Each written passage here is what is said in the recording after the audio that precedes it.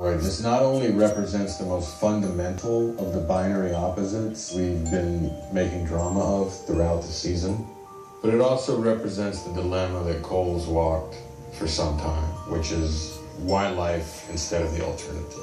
Still see things ever? Never stops, not really.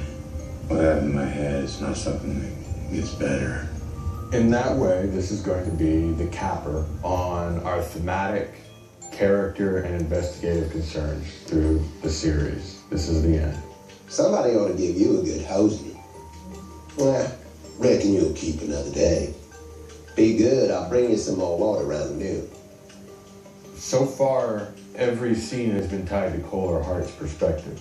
For the first time, we take the killer's perspective. Now that the interrogations are over, we've now completely moved into the present tense. So anything's allowed in terms of what we see and where we see it from. So this is significant in that I'm pulling aside the curtain and here's the monster. And this is who he is.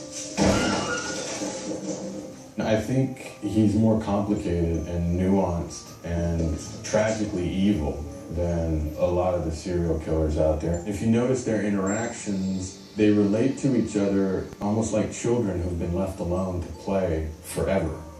I think it's really important what Childress says. You know, it's been weeks since I left my last sign. He wants this confrontation. And as he says, he believes this will lead to an ascension for him, wherein he is capable of a kind of transcendence that he believes can only occur through these sorts of sacrifices. Don't move! On your knees, now. No. The chase for Childress eventually leads them into a series of tunnels, and we find what was a smaller scale articulation of the killer's psychotic mythology and mindscape is now writ large inside this space. I mean, the twig sculptures are now things you have to walk through. Looking for one of the locations, ran into this old pre-Civil War fort. It was all overgrown with vegetation, and thought that'd be really amazing if the Childress family were living by this coastal area and there's this old fort. They just made into their own sort of backwoods temple. To your right, little priest. Childress the whole time is goading Cole onward. He wants this. He's been begging for this confrontation. I think Childress is definitely aware he's reaching his climax. He's about to pass on to another plane. He's completely, I think, engrossed in the mythology he's created in this sort of splinter religion. He doesn't believe death is the end. So I don't think he has the same fear of it as you would think a killer would. He's not fighting for his life in the same way. When they finally get to that moment where Cole's on his own, Hart also, in part of his mind, knows that Cole would be perfectly willing to die. So I think part of him is to be there to prevent that from happening, and the other part is doing his job, making up for not getting the bad guy originally.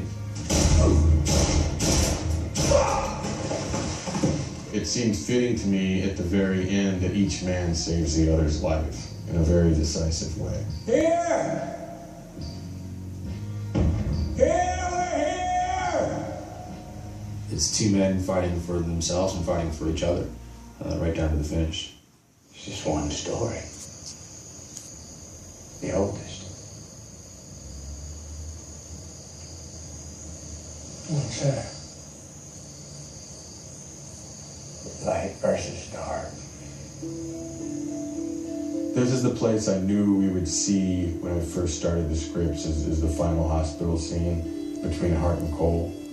It's the story of two men who had these completely different versions of themselves 17 years earlier, and over the course of some of the largest events of their life are forced to reckon with them in a way that probably delivers them in the hands of a more honest sense of themselves. And I believe what Cole articulates there is actually extraordinarily optimistic and not based in sentiment. It's based in physics. Optimism is no more necessarily an illusion than pessimism. And that's what Cole's admitting at the end in the only way he knows how.